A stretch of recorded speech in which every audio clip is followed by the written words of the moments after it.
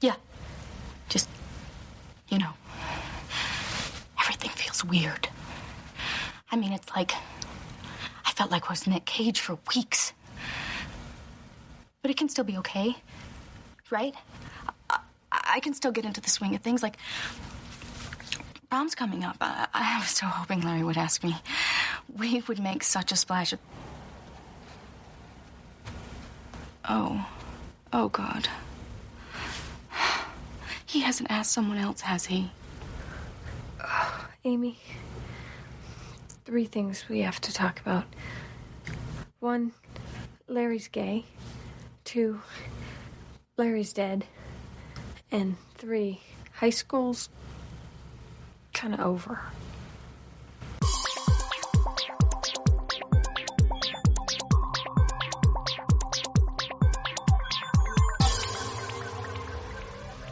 Hey there, all you cats and kittens. It's episode 110 of Revisiting Sunnydale. I am Camila. I'm Marcella. We're still doing this thing and we're still loving it. And this is like coming into today is like one of our most favorite episodes. Yes. Like, whew, 6th season is a doozy. It really is. And we're revving up, tick, tick, tick, tick, tick, tick, tick, like on the roller coaster. We're on that roller coaster. Yeah, exactly. We're almost to the top. And then we're just going to woo! Uh-huh. So many loops and turns to be had. Stuff is about to get really nasty. So... Yep. Buckle up. I'm going to go ahead and give you the places to find us on the interwebs. We're on Facebook, Revisiting Sunnydale, on Twitter, @Back2Sunnydale, and the podcast lives on iTunes or Apple Podcasts, Libsyn, iHeartRadio, Google Podcasts, and Player FM. Do the things to let us know that you love us. Yes. Big news today, and in my life, I deleted my Facebook account. Why? I am over it all. It's just too much. It no longer brings me joy. Like Facebook for me was like a place to find funny things and to, say funny stuff, or just like we talk about pop culture and blah blah blah blah blah. And I understand there's a lot of things on everybody's mind right now. And that's understandable, but every time I log in there, it's just like the same stuff. And because my friends list was so heavily curated, it's like, we're all just kind of preaching to the choir, Right.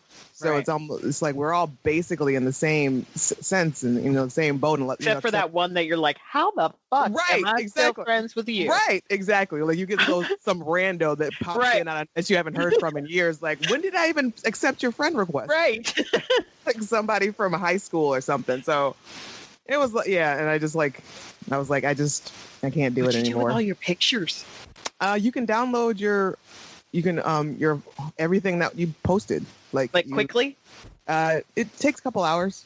Okay. You put in the request, and then it took like a couple hours for them to send back an email like, okay, your file is ready to download, and it does it in a zip drive.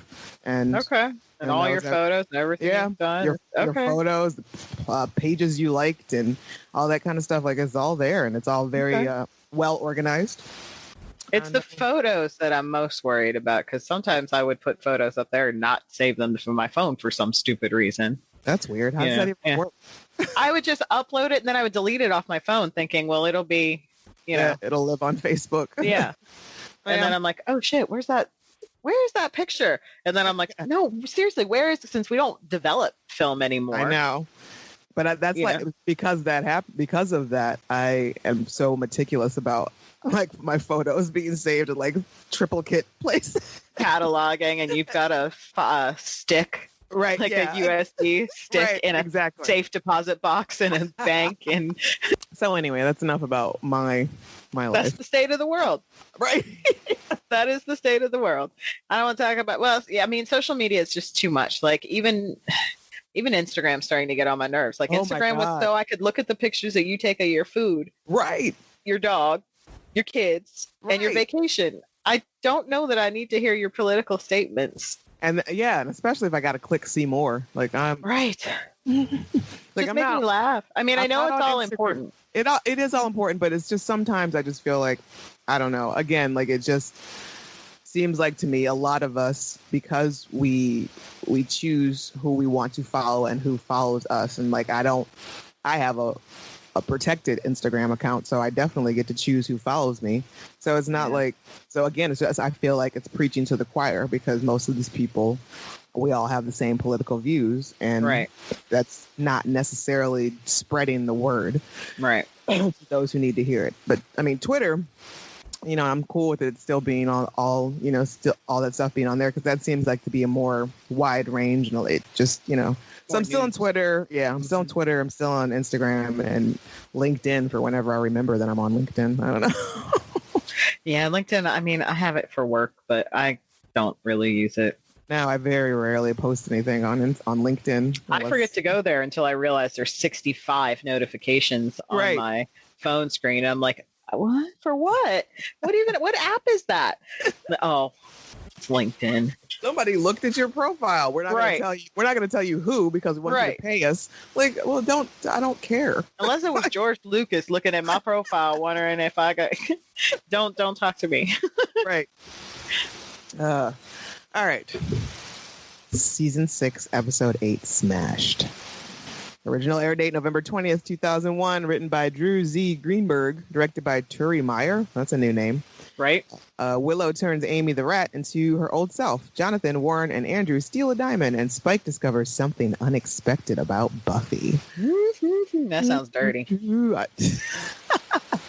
Well, this gets is the longest intro ever. Like the previously on, we going back to like season 3 to like you're showing us when Amy became a rat. This goes on for so long. Right. And I don't think it was really necessary, but I guess, you know, they took a long pause on telling us, reminding us that, hey, remember Amy the rat? Right. She's still there. Willow's still taking care of her. Which, come on. So our guest stars Amber Benson as Tara, Elizabeth Ann Allen as Amy, Danny Strong, Adam Bush, and Tom Lenk as our trio, Jonathan, Warren, and Andrew. We start off with Buffy interrupting just a regular old mugging. Humans. Are there no beat cops in Sunnydale? Like, and these people, this is the most calm mugging ever. Yeah. Like, these people are just like, okay. It's okay. It's fine. Maybe we can make some kind of deal, some kind of arrangement. Give you anything you want. Like, okay. How you living? Like, anything I want? I know. Right.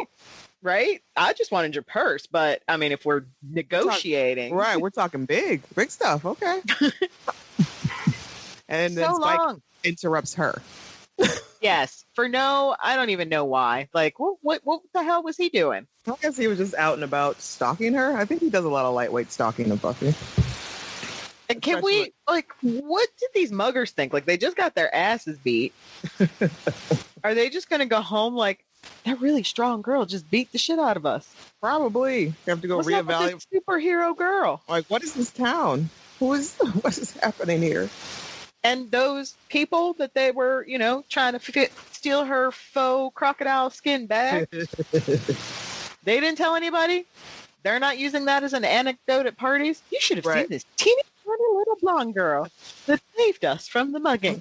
I'm sure the husband probably doesn't like that story being told. No, I'm sure he doesn't. But basically, a child saved our lives. Basically. She looks super cute, though.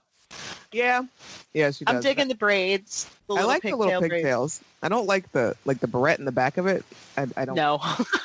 Seems a little off to me, but the pigtails are cute, and you know, she's not overly dressed this time, right?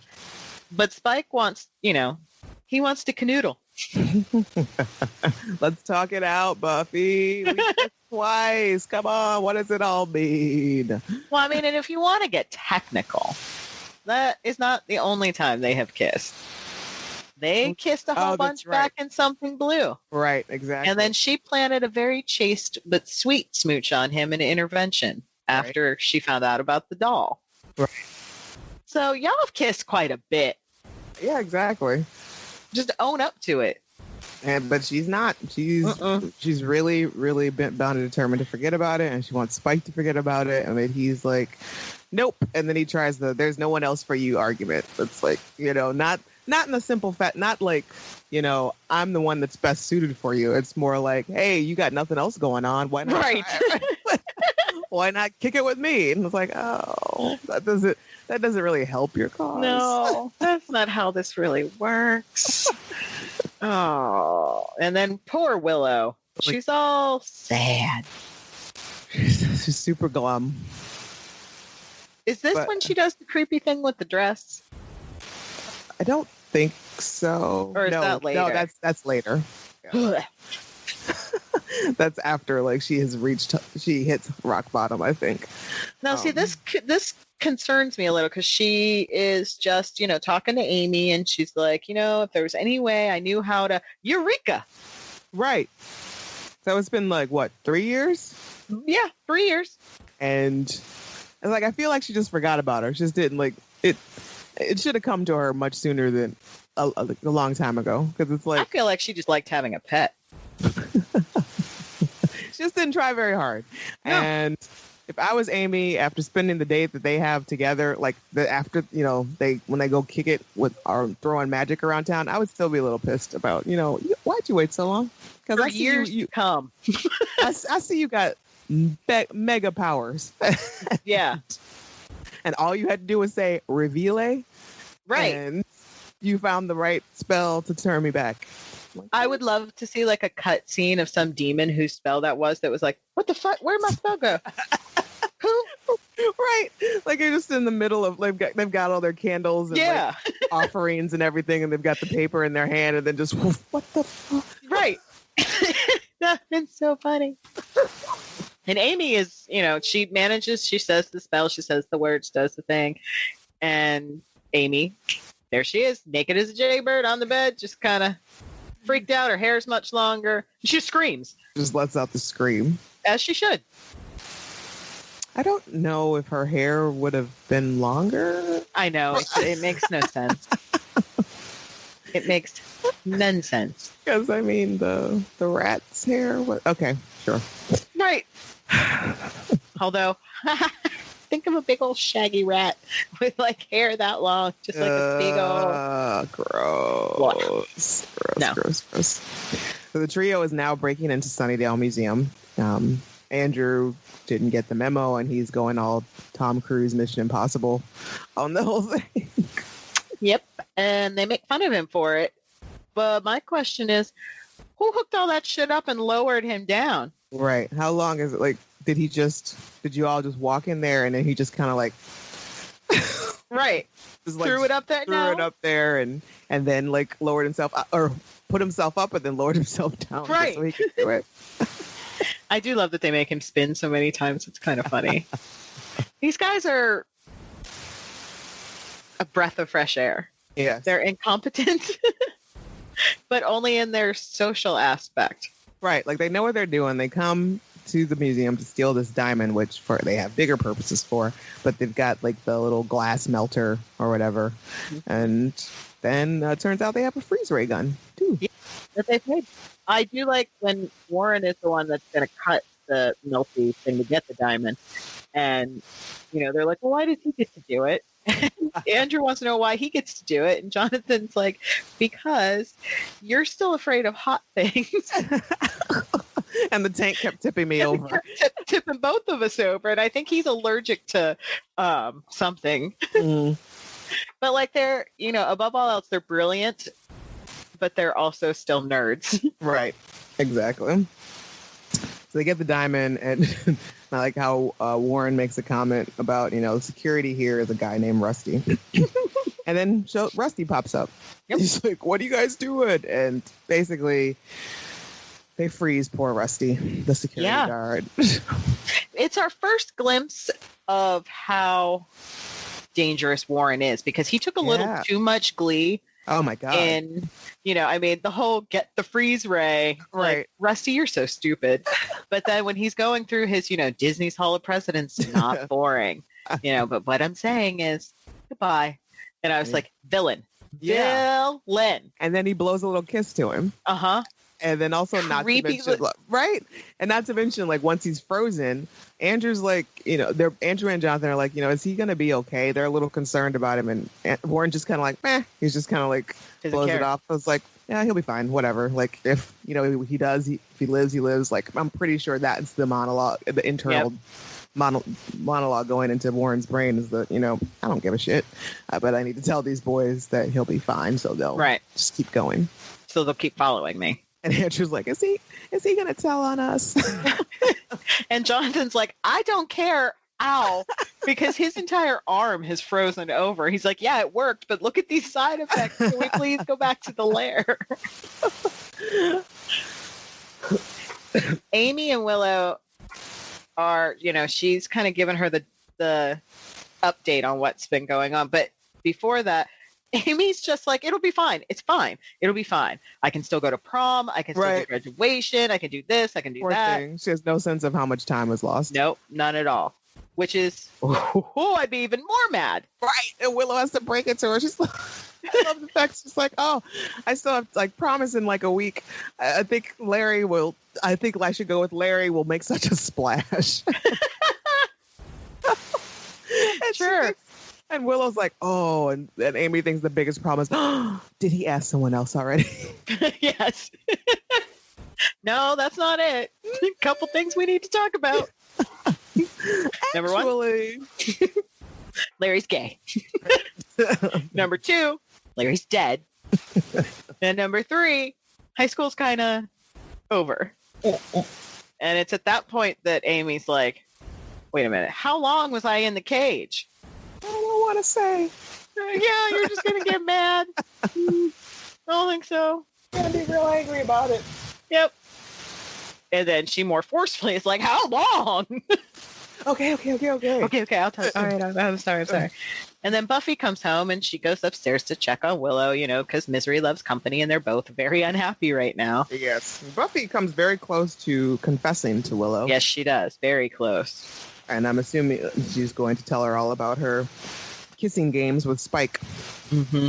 But then Amy shows up and she gets a little sidetracked. It's so funny. Every time Amy comes in at first, it's just hilarious because she's still trying to understand. Right. A big snake.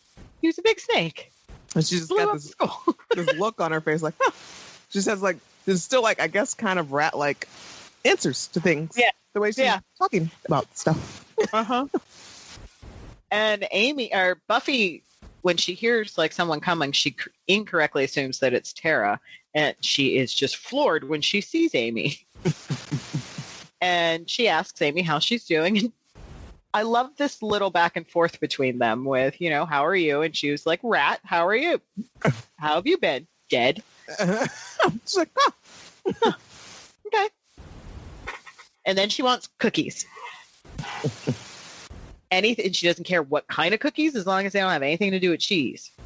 Which, got it. So Buffy does not manages, because of Amy and everything, Buffy doesn't tell Willow the truth about what's going on with Spike. She goes on downstairs and Amy's got her cookies. And she's still trying to adjust to everything. She's catching up on all the latest about, Blue Gatorade and what happened to Tom and Nicole. Which I feel is not this time for him. I feel like that happened way before 2001, but maybe. I don't know. It was a long time ago. I mean, I'm sure it happened before that. Maybe it happened, while she was a rat. While she was a rat? And she's just now figuring out because maybe she just saw a thing about Tom and Katie Holmes were married at that point, maybe. What? Or what maybe channel are you watching? Or maybe Tom and Penelope Cruz were dating in 2001. Which I always found weird. That it was weird. She glammed up though with Mr. Bud. Yeah, definitely. Now there's an interesting little piece here while Amy's watching TV. If you listen in the background, you'll hear a television commercial for Double Meat Palace. Oh, really? Yeah. And they're talking about how it's, it's the weirdest little commercial. Just go back and check it out. Cool. It's kind of funny. And then they see a news report because Amy makes a mention about people getting frozen. And, the whole time, she's the one that she told Amy about the blue Gatorade and she's cool with the update. But then when she hears frozen, she's like, wait a minute, what? Somebody was frozen? Right, it perks her ears up. So she sees it on TV. She goes to the crime scene. And Spike shows up to the crime scene as well. I love the way she makes her way to the front of the crowd because she can't see in the back, so she just keeps moving through the crowd. And why is Spike there? I've been wondering, like, was he just lurking about? Like, one of three things has happened. He was also at home and saw the news report, decided to go out.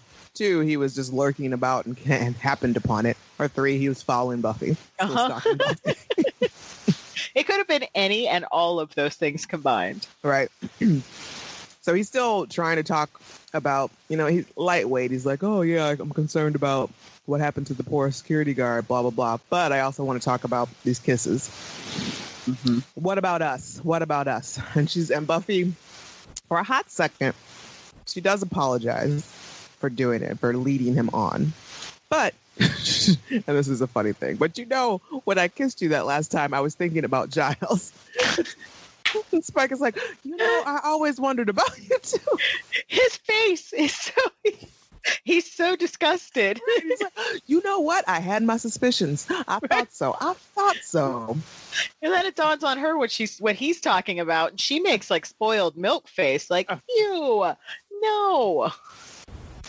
What I meant was I was really sad and I was like basically down in the gutter, and you were where I met you. Right. And he makes a point of saying, like, did it work? Did you convince yourself? And I love that she gets this look on her face like, oh, fuck you. And then she starts to get insulting. Yep. She gets mad and things get a little heated. And she punches him. Right. She calls him a thing several times. You're not a man. You're disgusting, blah, blah, blah. She punches him. And I'm assuming as a reflex, he punches her back. Yep. And then he finds out, like, his chip is not activated. Yep. Remember his chip, guys? Remember about Spike being, quote, unquote, neutered? Dun, dun, dun. When he hits a human, Buffy, his chip does not go off. No. He fakes it. He realizes what's happening, and then he fakes it. And then she punches him one more time and then calls him a few more things and dead things and blah, blah, blah names and storms off. And then we get one of the most glorious screen caps. Glorious. His skin is perfection. It's lit perfectly. Those blue eyes are just screaming at you. It is glorious. I'm sure that was like my desktop background for months. Right. After this, like, I know we probably went on my first little iPad probably had those skins you could buy. Right. I probably made one. Remember all the time that we spent making those desktop wallpapers and screens and all that stuff? Those skins? Now I just let other people do it. Right. But Spike decides, the chip's not working. I can eat people! Yay! He's back on the prowl. He goes off and into town and corners some poor woman in an alleyway. And then, instead of attacking her right away, he starts to have a little therapy session. He does. He's like talking himself into it. Right. I think our Spikey went and got good and didn't realize it. Yeah. It's like a smoker who has quit smoking and have gone like a considerable amount of time doing so. And then there comes a point where there's no one watching and blah, blah, blah. Then that cigarette is presented to them. Right. And like everything seems to be right. They've had a couple drinks. Everything feels all right, blah, blah, blah. They take that drag and it's like, oh my God. This is awful. Yep. Except his chip activates. And he's like, the fuck? Yes, he's just like, what in the heck? Interesting. Okay. All right. So I'm going to go back to the drawing board. I'm going to have to go reevaluate some things, figure out.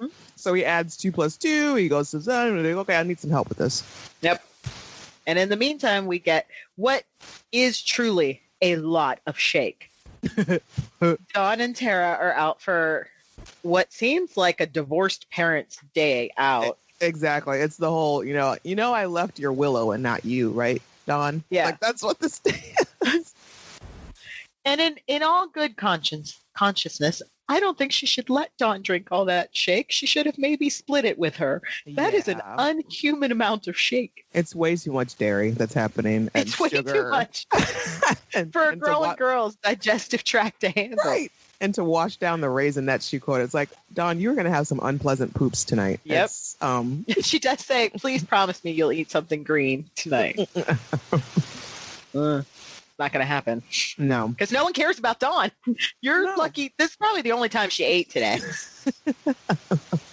Because no one even remembers to check in on Dawn. Right. Nobody's like, Willow is all about Amy right now, and Buffy's all about Spike or avoiding Spike. And then no one, like, is today a school day? Is it right. a weekend? Is it a weekend?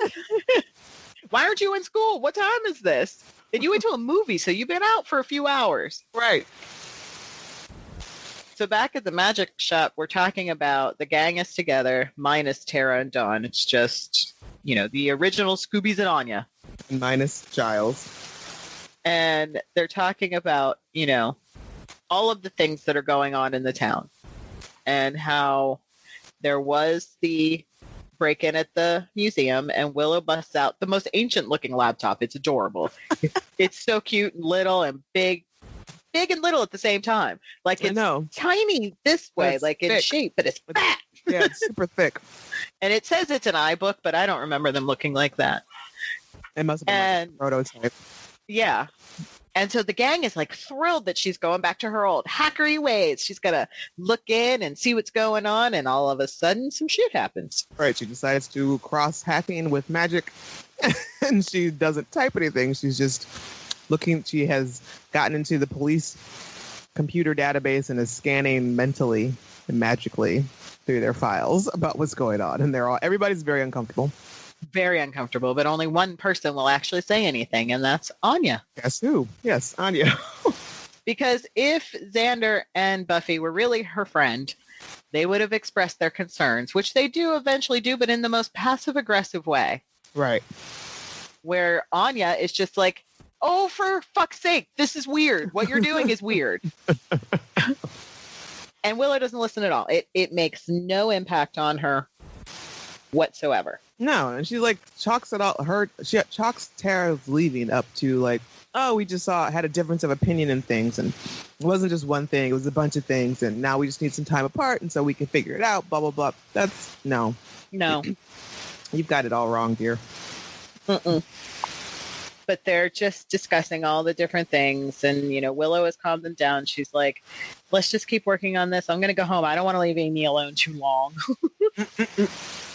Because they're basically afraid she's going to like shit in the corner or something. Like, she's a rat, but she's a human. She remembers toilets.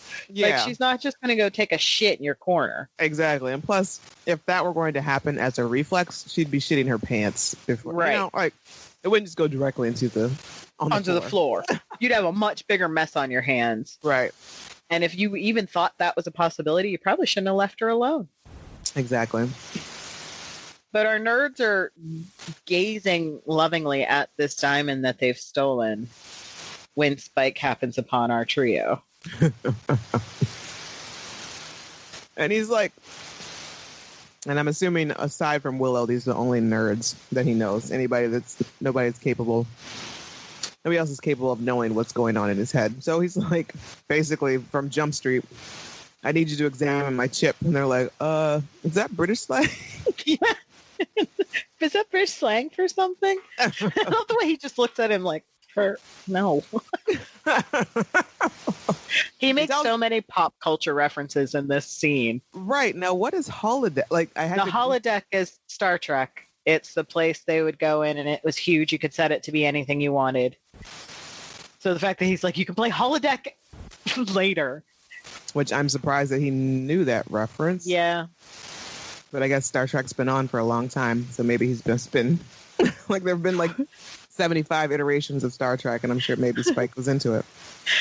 But instead he goes for the most precious thing in the room to them, and that's their limited edition mint 1979 Boba Fett figurine. And I appreciate that there's like a level of nerddom on Spike, where first of all, he was able to make the holodeck reference. Second, he knew that the Boba Fett thing would get them. Like, he didn't know who it was. He had to read off the thing. Mr. Fett gets it. Mr. Fett. But he does understand that it's of importance to these boys. And that's when they start taking him seriously. And he was like, you don't want to hurt the Fett. There's no coming back from that. But they have a little powwow. And they're like, hey, maybe we'll go ahead and we can get Spike on our side. Like, can we trust him? He's like, no, we'll make an ally. He can help keep Buffy off our backs, and maybe we can keep her out of phase 2 or whatever. And they're thinking, okay, cool, we'll do this whole thing. We'll make a trade. And they go back. Warren's like, all right, fine, I'll look at your chip, but I scratch your back, you scratch it. Spike's like, I'm not scratching your anything. This is what's happening. Like, you do it because I tell you to do it. And they're like, okay. And he throws the figurine to Andrews. He's so cute. He says, it's fine. You'll be fine. Which, the interesting little side note on that is that, some people may have said, but Boba Fett wasn't, didn't come out until Empire Strikes Back. How could they have a figurine from 1979 when that movie didn't come out till the 80s? Well, nerd fact, Fett actually originated in the holiday special in 1978. Oh. And everyone hates the holiday special. You can't get it. I mean, you can get it on YouTube. People have it, but it was a massive disappointment. But there was a limited edition Fett figurine released in 79 based off of that holiday special. Interesting. Mm-hmm. No, I would just figure that, it was just part of the lore anyway. Just part of, I'm sure that, like, we all know that it didn't start necessarily with Empire and all. I don't know. Fuck. Yeah. You know what? I'm not even. It's all out of order. It's like Pulp Fiction. Yeah. It's not this isn't my ministry. So, I'm not even going to pretend. I'm just going to stay out of it. You know what? Close that door. Close that door. Walk away. Canceled. Right. Don't at me. I don't. You can at me. I will get at you. Come for me. Yeah. Marcella, she's the one. She'll get you. So Willow goes back home and she's checking on Amy, and Amy wants to go out. Amy's tired of being home. She says, it's early and you don't want to go to bed just yet, right? It's so early. Peer pressure. Let's go out. Right? Or are you more comfortable staying at home again, like high school on Friday night while everyone else is like, right. Dig that little knife in Willow's side a little more. Right. Someone does ask her at some point if she wants to see her dad, and she's like, well, not yet. Right. And she's like, I wish I could get him I wish I was a way I could make him forget the last 3 years. And Willow's like, oh, I can help you with that. Well, actually, I am real good at that. I can make you forget the past, too, if you want. Which maybe you should have helped her forget. Maybe we should have done that immediately. So, like, one of my favorite parts of this episode, where Spike is waiting in the waiting room with Andrew and Jonathan, basically, as Warren goes over his readings of Spike's chip. And Andrew starts to have a little uncomfortable conversation with them, like this real lightweight, like small talk. And he's like, so you're English, right? And Spike's like, yeah. He's like, I've seen every episode of Doctor Who. But not Red Dwarf knows, because they're not on DVD. He starts to go on, and Spike just interrupts, like, Warren! What exactly did Warren do? Like, this is a multi-million-dollar government project. Right. Spike's head. So I'm assuming it's got some firewalls, and it's not as easy as just zip, zip. Let's unscrew these screws on the back of your head and let me plug into your brain. Like, how did you even access the chip? Right. Like, shouldn't he have like a little bandage on the back of his head? Like him not even, noticing him not knowing what the chip does because Spike didn't tell him what the whole thing is. And like, it looks like, and this reader that he has, it looks like he fashioned that himself. It doesn't look like it's something that he purchased at a store. Right. I do like how he's just like, I don't know what that does, but I want to. Right. And like, you can tell he wants to and Spike's just like, fuck off, stop, get away from me. Right. So from what I can see here, there's only like a couple cords, and they're all to suction cups on Spike's head. That doesn't work. That's not how any of that works. It's on It's spikes. just not how. Right. It's more like an EKG machine. Yeah. It's the weirdest. It's not science equipment. Let's just say it's not science equipment. Yeah, it's all very, very bargain basement. Very like Radio Shack at the height of the 90s when you could actually get shit there and it wasn't just RC toys and phones. Exactly. So then whose clothes? I'm just wondering.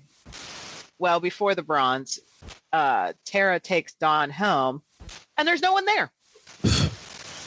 Typical. And thankfully, Tara is a responsible adult. And she's like, well, I just can't leave you. I'll just hang out with you for a bit. Exactly. Which I guarantee nobody else in this crew would have done. No. Maybe and actually, Tara hasn't done it in the past because Dawn has been left alone. But now you're worried about her? But thankfully, she is. And she does. She stays with her.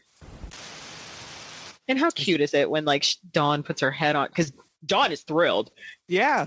That Tara's decided to stay. It's like, awesome. We can hang out. Mm-hmm.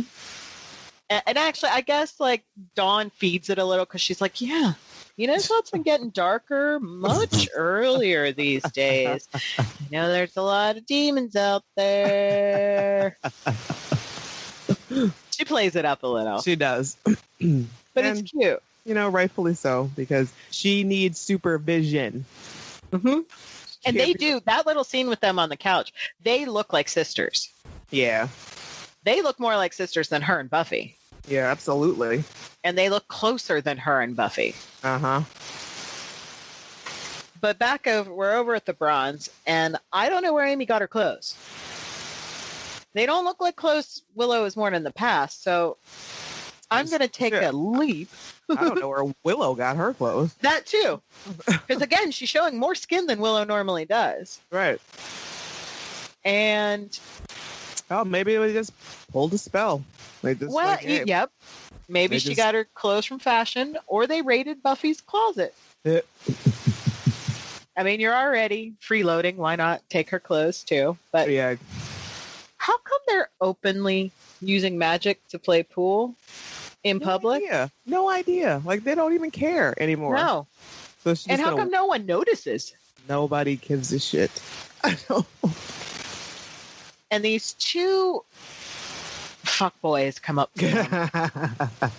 They're so gross. They are disgusting. And there's a lot wrong with this scene. A lot wrong with this scene. You know, when you watch it with today's eyes, you're like, ooh. Yeah. Like, date rape. Yep. Rape. And there's a little bit of Me Too going on with the woman that Amy just enchants. Right. So these two dudes roll up on him and they're like, hey, want to dance? And Amy's all about it. Willow's like, that's not my thing. And Amy's like, oh, I can fix that for you. And then she just gets some woman across the room and just like be all into her all of a sudden. And Willow, surprisingly, denies it. She's like, no, please don't. No. Which is funny because the woman's name is Bree. And the Buffy wiki makes a connection between her name being a type of cheese and that's the person that Amy picked. That's kind of funny. That is funny. But Amy wants some dick. That's what she wants. She wants some dick. She's not shy about it. No. Doesn't care. It's been a long time for Amy. And so finally, she goes off and dances with these boys, both of them. Who call Willow Ellen, first of all. So which, yeah, like, okay. That's like, that should have been enough. Like, Amy just doesn't care. She doesn't. She's not a good friend. No. But she, she dances with them a little. She comes back. She, has a drink. And at least when they are mean to Willow, Amy's like, okay. Mm-hmm. They get a little more aggressive. They're like, come on, we were having such a good time. Let's go back. Let's dance. They try to pull her. Yeah. And it's like, fuck, you are messing with the wrong two women. Yeah. Let me tell you. And then this kicks off an entire night of just magical fuckery. Magic. Yes. They put the boys in their underwear in cages and make them dance. They change almost everything at the Bronze. They changed the band. They made one dude really short and one dude really tall. It's like giving a toddler like a arts and crafts kit and a bunch of dolls and just freedom to go. It's like, yes, right, just do whatever, man. And like all of that. So this is where the episode starts to take like a lot of different threads are going back and forth, because you've got that going on at the Bronze. You've got you've got Xander and Anya and Buffy at the magic box still researching this damn diamond. Like Xander's like researching in a Dungeons and Dragon manual, like a D&D. Thinking it's a real book. Right. And I like that they come up with they're like, all this stuff that's going on seems a bit lame. They're like, yeah, it really does. And then Spike calls. He calls on the phone. He calls on the phone. And Buffy makes a note of it. Why are you calling me on the phone? Which, it's very rare. I think I can count the times in this entire series that any of them have called each other on the phone. It's so and I mean, back then, like people, had pagers and beepers, and cell phones were for the rich. Right. Like huge. And they were huge. So he used a payphone, I think. So number one, Spike had to find a payphone. Right. Number two, he had to have change. Did he beat somebody up for change? Hey, I need 35 cents to make a phone call. And then just scare them. Could you imagine that? That should be a cutscene in a comic. Excuse me, mate. I just need 35p. Can I get 35p? I swear I'll pay you back. But like the way James Marsters can just ooze charm and sexuality, like when she answers the phone and he's just like, Slayer. Like, meet me at the cemetery. Huh? And it looks like for a hot second, like Buffy's like, why are my pants so moist all the time? Right. And she's like, stop being confused. You know who it is. And she's like, who? And he's like, oh, bloody hell, it's me. Like, who do you think it is? Who has a British accent and calls you Slayer? Right? You don't know this man's voice by now. Anyway. Angel, out for a good time. Just pulling a prank. So one of the things that I always like to note, or that we notice when, like in James Marsters or in Spike's wardrobe, like when things happen, when his wardrobe changes from just the regular old black on black tee and jeans and his jacket, his leather coat, there's always something extraordinary is about to happen, or he's going through some really different he's going through a lot of mental energies at the moment. Shit. Right, exactly. He's trying to work some stuff out. So what I first noticed while he's on the phone, on this payphone with his one arm is like leaning up against the payphone, dude's wearing jewelry. Excuse the fuck out of me? Excuse me?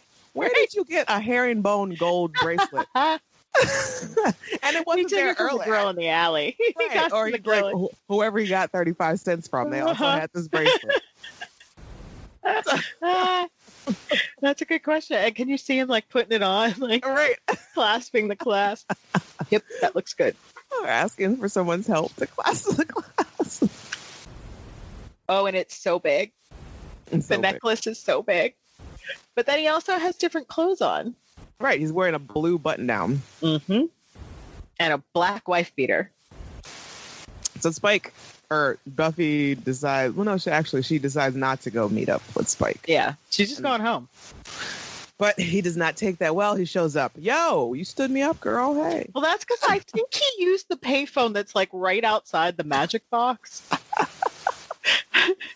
So I think he was like waiting anyway. And when they all came out, he probably ran around the corner and watched and then decided to come out and start some shit. Yes. Which he does. Quickly. Because he's mad. He's mad that she's not giving him the time of day.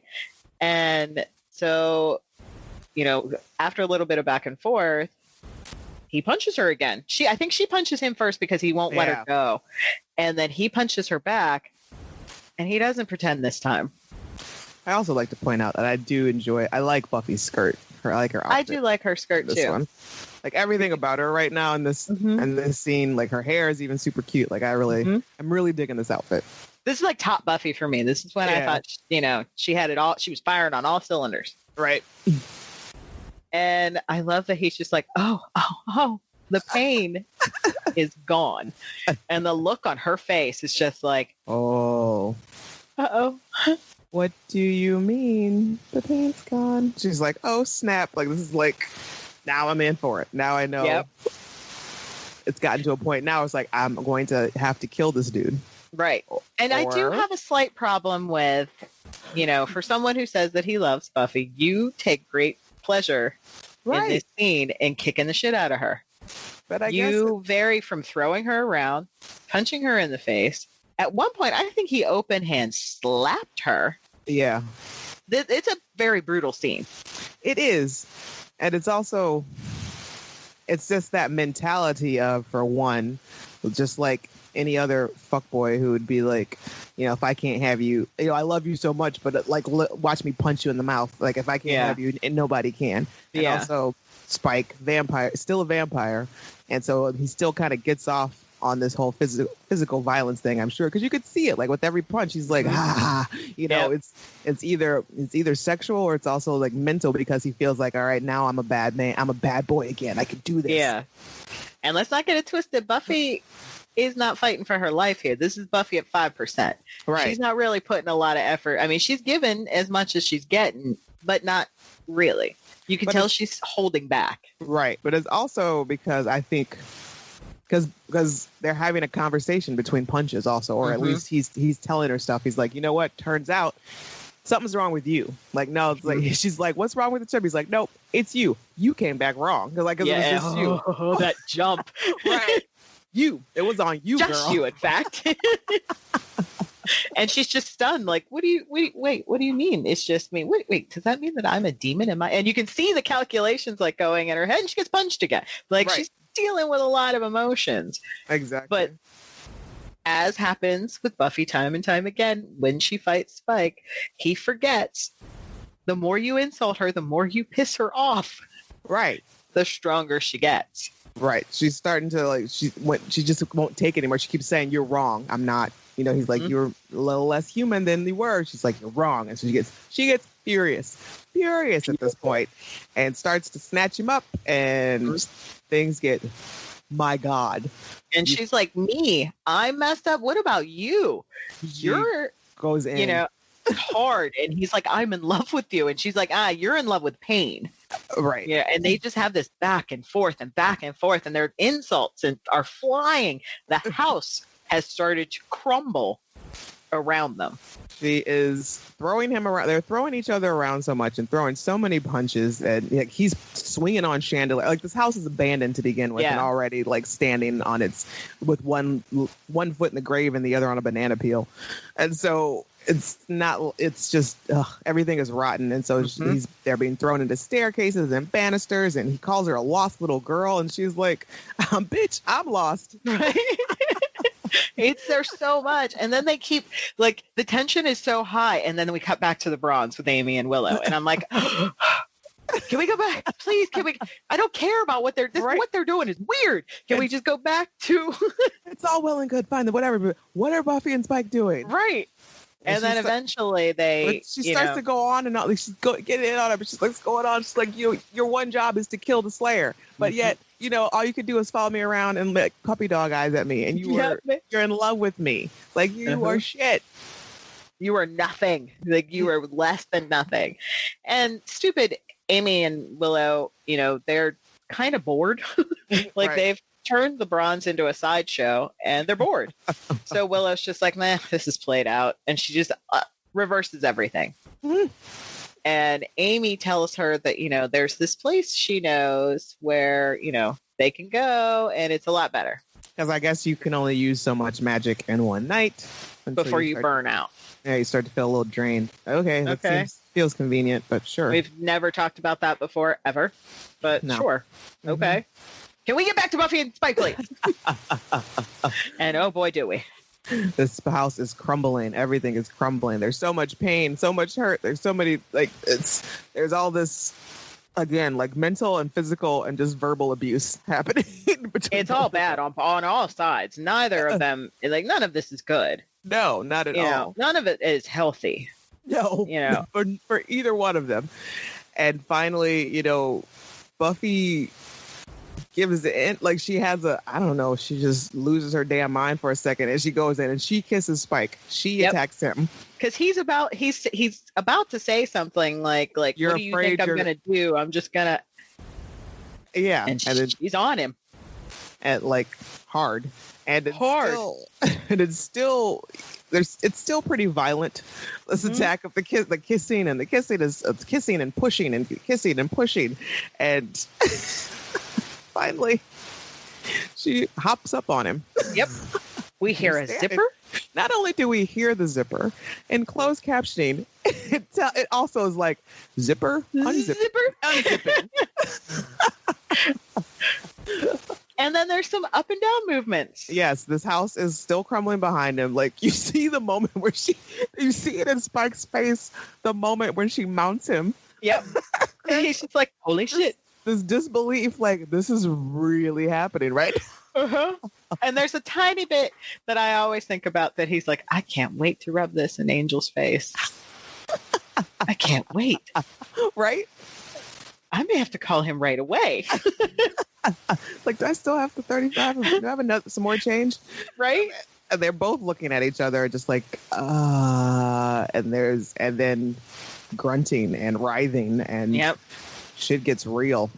And they collapse through the floor and into the bottom, like the basement, I guess. Right. And there is some very cleverly placed CGI smoke or dust as Buffy starts to ride Spike. Nice. And then it's over. And that's it. And we're all like, huh. Exactly. The fans are left with shudder gasp. Yeah. What? It's one thing to walk away from a couple of kisses under spells and all that stuff, but what? How do we, what? So I think it's the Buffy wiki is the one that pointed out that, and they make a good point that back in season 3, Faith made a comment about something about, slang makes you hungry and horny. And that was a really intense fight.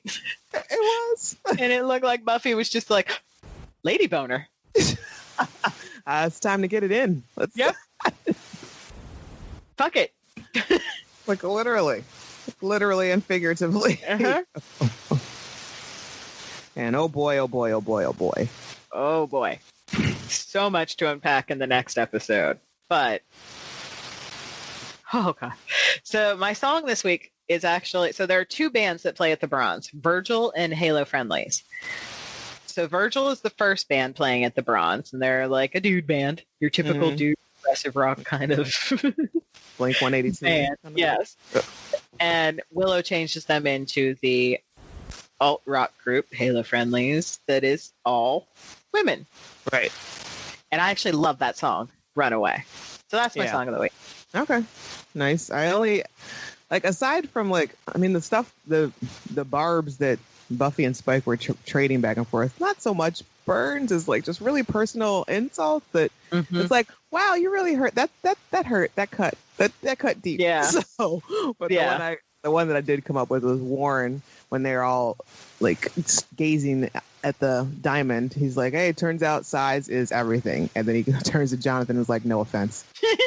That's the only other one I was thinking of is when they're breaking into the museum and he's like, is he going to tell on us? And I think Warren's like, what's he going to tell them, that two guys in a mime broke into the museum? You can see that hurt Andrew's feelings. It hurt him to the core because he had carefully picked out that outfit. Right. He thought he was really working that beret. He really did. He loved it so much. So both of our burns are by Warren this week. Warren is throwing out some barbs. Right. Nobody died, though. Which, okay. Good on you, Rusty. Way to go. Because during one of the newscasts, it does say that they're thawing him out and that it took 3 hair dryers, I think they said. Come on, you're a hospital. You don't have a bigger heater than 3 hair dryers? I don't know. I guess we just get hair dryers? It's insane. Once again, barely passes the Bechdel test. Barely. Amy and Willow having their conversation. But I don't know. Maybe them all talking. Maybe Tara and Dawn. Yeah. And then all of the... Actually, no, this isn't a barely. Like, so, and then also the gang talking to Willow about Tara and why she left and all that stuff. So... Yeah, all right. We'll give it a pass. All right. Random trivia. Elizabeth Ann Allen, Amy, claims that she was de-ratted because fans wrote to Joss that the lifespan of a rat is 3 years. That's hilarious. That's awesome. Much appreciated, guys, for doing the homework and the work. Right? Which, it's funny because in Harry Potter, Ron has a rat. Mm-hmm. And he's had that rat that rat has been passed down to people in his family time and time again. Really? 12 years. And I think someone even says, curiously long lifespan for a rat, right? And you find out later on in the series that rat is actually a person who transformed themselves into a rat. Interesting. Like, if you guys had just done the research, you'd have found out rats only live 3 years. Right. I had like Buffy fans. Yeah, I didn't know that whatsoever. Yeah. You learn new stuff every day. Very random. Mm-hmm. The moral of this tale, there are many forms of addiction. Yeah. Whew. Just in this episode. Right. Seriously. There's a lot of abuse happening in this entire episode. And I think it kicks off a little bit of Buffy might have a little bit of a sex addiction that no one really talks about. This is true. Scary stuff. All right, so tell us your thoughts on Smashed. You can send us an MP3 file, less than 2 minutes, to revisitingsunnydale@gmail.com. Next week, we get to Wrecked, which is yikes. I love it. I mean, it's great. It's a great episode, but it's a little icky at times. There's a lot of nudity. There's a lot. Spike brought the sock out a lot. Right. In this episode. I feel like it gets presented to him like on a golden hanger at the beginning of shooting. Yep. I like it.